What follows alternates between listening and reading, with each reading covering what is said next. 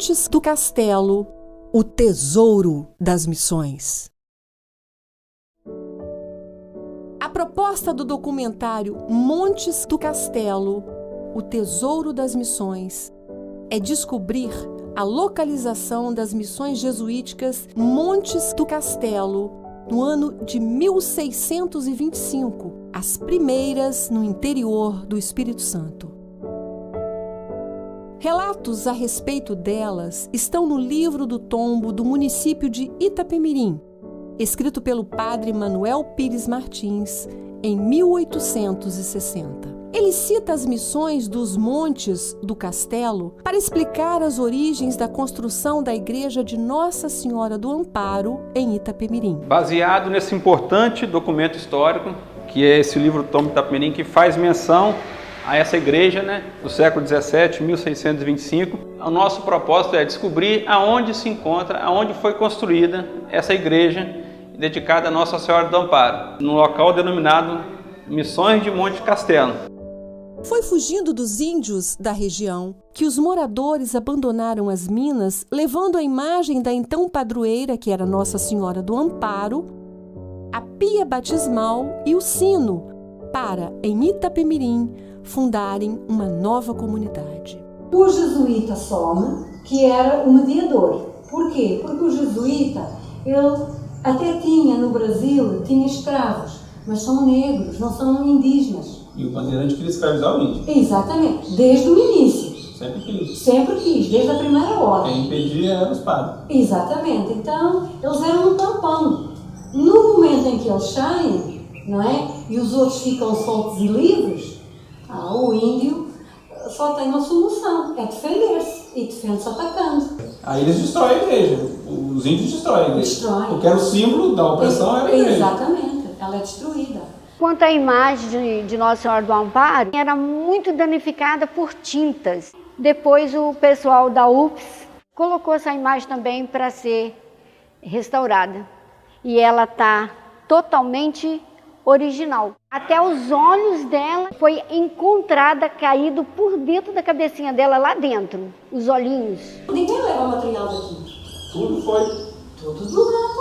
Árvores. Tinha. Madeira tinha. Madeira tinha. Pedra tem. Areia de rio. Ainda por cima. Barro tem. Pedra, granito, porque lá também abunda muito. Os blocos partidos em pedaços menores. Depois usam uma argamassa. Então são duas, uma em 1625, depois é feita a outra. Exatamente. São duas igrejas. Estamos a falar de duas igrejas. É bem provável que ficasse a 3 km uma da outra. Para fazer essa reconstrução, Padre Manuel usou como fonte os livros do tombo dos jesuítas de Anchieta, onde ele tinha sido pároco. Hoje, não se tem notícias da localização desses livros. É bem provável que não existam mais. Não fossem os relatos do Padre Manuel Pires Martins, talvez nunca soubéssemos da existência das missões de Montes do Castelo, que possuíam aproximadamente 3.000 índios divididos em 5 aldeias, além de 2 igrejas. A primeira igreja, fundada em 1625, em homenagem a Nossa Senhora do Amparo, e ficava na aldeia de Montes do Castelo. A segunda era de 1754 e ficava na aldeia do Caxixe e foi construída por ordem de Pedro Bueno Cacunda, em homenagem a Nossa Senhora da Conceição. Assim, as 5 aldeias que faziam parte das missões dos Montes do Castelo eram a sede, que não sabemos a localização por não existirem vestígios. A segunda, a do Caxixa ou Caxixe, localizada à margem do rio que tem o mesmo nome e é um dos afluentes do Rio Castelo. A terceira era a missão do Ribeirão, também um dos afluentes do Rio Castelo. A quarta aldeia era a Barra do Rio Castelo, localizada na foz do Rio Castelo, onde hoje fica localizada a comunidade de 2 Barras, em terras de Cachoeiro de Itapemirim. E a quinta e última aldeia era de Salgado, à margem do Rio Salgado, um dos afluentes do Rio Itapemirim. A partir de agora, iremos resgatar as missões dos Montes do Castelo, das longínquas e frias páginas do livro do Tombo de Itapemirim para o nosso dia a dia, buscando a localização dessas missões jesuíticas. Vamos mergulhar na história para trazer à tona a primeira igreja construída no interior do Espírito Santo, de Heritiba, hoje Anchieta. Esta era a visão que os padres tinham do Pico do Forno Grande. Foi daí que surgiu a inspiração do nome da primeira missão interiorana do Espírito Santo, Montes do Castelo, onde o Forno Grande, com toda a sua exuberância, fez lembrar a torre de um castelo, e assim ficou chamado de Montes, devido à cadeia de montanhas que o cerca, e do Castelo, em referência à semelhança àquela distância com um castelo. Mas, para chegar até as missões, era necessário percorrer um longo, belo e, ao mesmo tempo, perigoso caminho de mais de 20 léguas, ou seja, mais de 100 quilômetros, que ligava o litoral à aldeia dos Montes do Castelo, subindo pelo rio Benevente até a nascente de 1.200 metros de altitude, e depois desciam ao Vale do Caxixe em conexão com os rios Castelo e Itapemirim. Esse era o percurso que os missionários da Companhia de Jesus usavam até a capela de Nossa Senhora do Amparo, e que foi o ponto de partida para o contato e a evangelização dos grupos indígenas da região sul-serrana do Espírito Santo.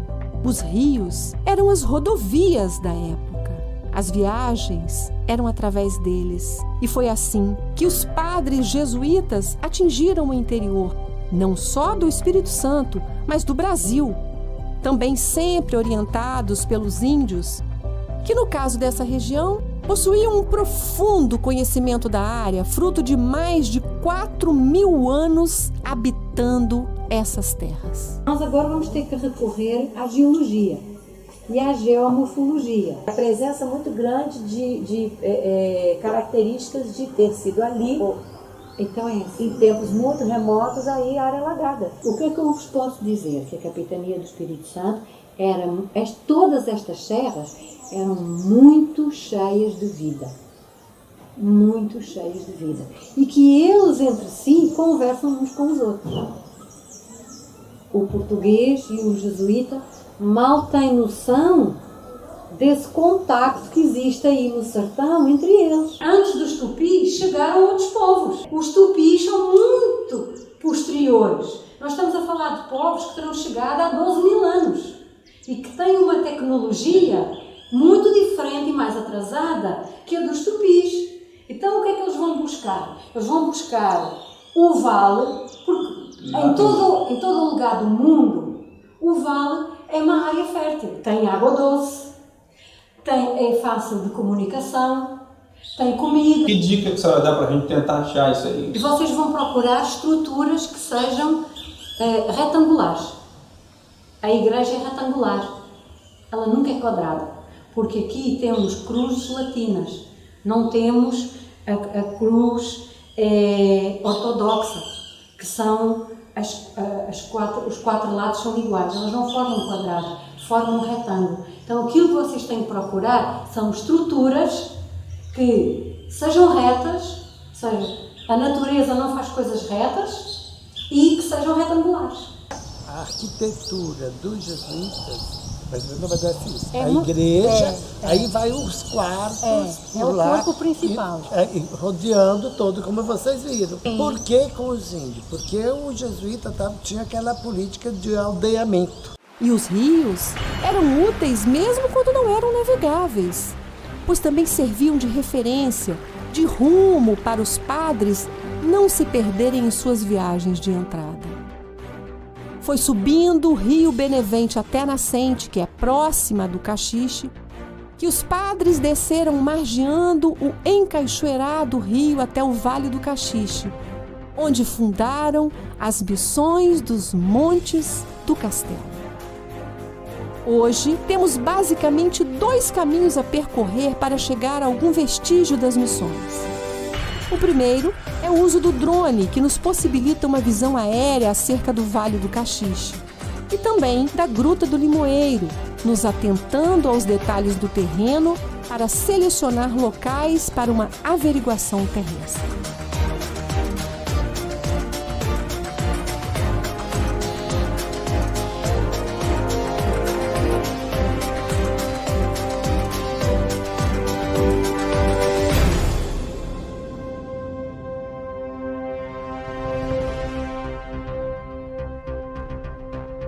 Nós estamos a 1.400 metros de altura, né? E daqui dá para ter uma noção boa do Vale do Caxixe. E é nesse vale que foi construída a primeira igreja no interior do Espírito Santo. Seguindo a orientação histórica da doutora Maria José, para a gente margear o rio, né, está próximo da água, e um local mais alto, ou seja, agulha no palheiro. Vamos começar a vasculhar.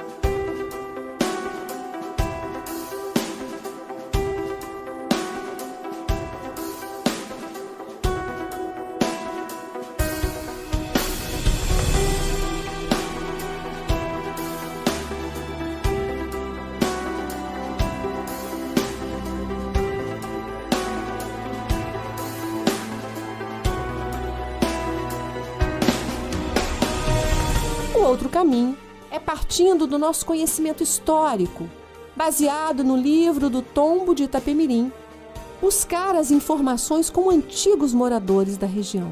A ideia é cruzar o saber popular, que é transmitido de geração em geração, com os registros históricos deixados pelo Padre Manuel Pires Martins. Como que eles arrecadavam, sobreviviam? A questão econômica. Então é Só não assim. acredita na possibilidade deles terem descoberto lá o ouro e ter usado esse ouro como forma de... Nem pensar. Não existe essa possibilidade? Não, não existe essa possibilidade. Ou para ti.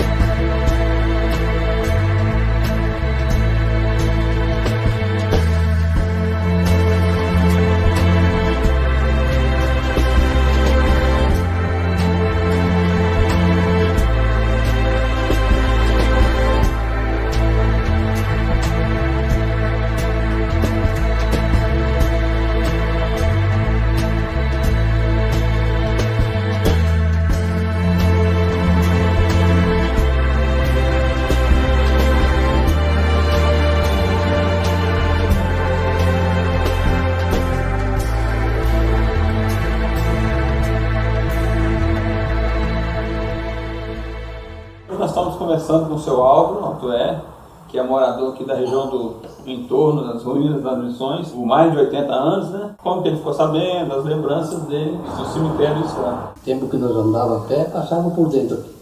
Da estrada. É só o paredão de pedra, o paredão de pedra bruta que tinha lá. E as pessoas mais antigas comentavam que ali era o cemitério dos escravos. Inclusive essa igreja que a gente está procurando é a primeira igreja que foi construída no interior do Espírito Santo. Todas as que os jesuítas construíram, né, ao longo os períodos que eles estiveram aqui foram todos no litoral, de São Mateus até o Presidente Kennedy.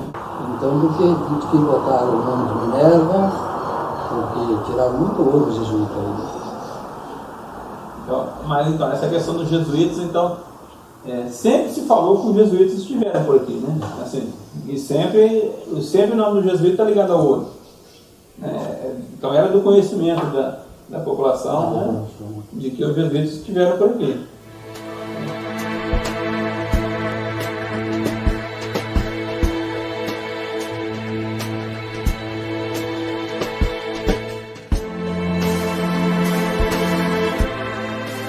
Estamos conversando com o seu Walter Marcolan, que mora aqui na região há mais de 70 anos. O que o senhor ouvia contar a respeito do cemitério dos jesuítas? O senhor já foi lá ver? O que o senhor sabe sobre isso? Eu tinha um senhor aqui que morou aqui, era tudo mata. As suas duas famílias primeiras que vieram aqui, o filhinho Faco. A gente falava do jesuíta. O jesuíta explorou aqui, explorou ouro, sabe? E aí depois eles mudaram daqui para uma conversa, não sei como é que foi. Saiu daqui para voltar, só que não voltaram mais. E até deixaram o ouro enterrado aí. Mas a casa deles devia ser pertinho aí, né? No centro mesmo, porque não tem outro caminho. Porque eles vinham explorar o ouro aqui.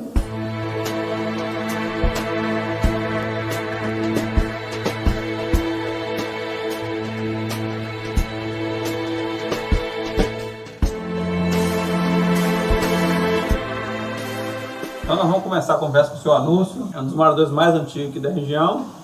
E ele tem muita informação para passar para a gente sobre, né, o que eles chamam de cemitério dos jesuítas. Né? Ali, então, eles faziam roça ali, plantavam milho, plantavam tudo. Então, quando ali, já estava tudo quebrado, então eu só lembro bem do arco do portão, que a pedra era redonda. E tinha até um letreiro, né, mas eu não lembro, era dos jesuítas, né, o letreiro. Uhum. Então tinha esse arco com letreiro. Então esse arco de pedra provavelmente está ali ainda. Mas ninguém mexia. Onde era o cemitério? Ninguém mexia. Tinha os tijolos da catatumba, era assim. Essa altura assim desse tamanho. Eu tinha até uns aí que depois que subiu tudo. O Freijão, quando estava em Ande, ele tinha também. Freijão fazendeiro ou Freijão velho? Velho, o Freijão nosso velho aqui que morreu. E onde é que eles prendem os bois? É em cima do cemitério. Só ficou mesmo aquelas que estavam pregadas lá naquele mundo de pedra, né? E ali, e nos paudalhos, tinha muita árvore de pau no meio ali, né? Então os palácios foram agarrando na chapa de ferro, e quem que tira aquilo? Com certeza esse conhecimento de vocês está sendo muito importante. Então se a gente chegar lá no Zardo, o senhor acha que o Zardo leva a gente lá para dar uma olhada? Com o Aloysio? Aloysio? Não, é porque... ele não precisa nem... Ele mostra a vocês passam. Porque é encostadinho da cerca ali. Então, André, nós temos que ir lá e conferir, né? Para tentar encontrar ele lá e ver se ele é ali. Os relatos dos antigos moradores têm algo em comum. Eles falam do cemitério dos jesuítas ou dos escravos, que teria localização próxima à fazenda do centro. Depois de percorrermos os dois caminhos que, apesar de diferentes, se completavam, chegamos a uma grande descoberta. Conduzidos pelo Sr. Aloysio Zardo, chegamos ao local e ficamos impressionados com o que encontramos.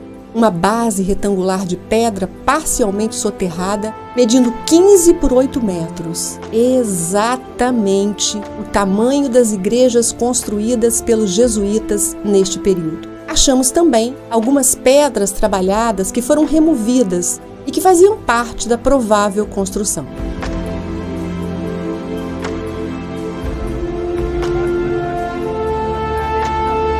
É aquele outro mundo lá, ó. É aqui, ó.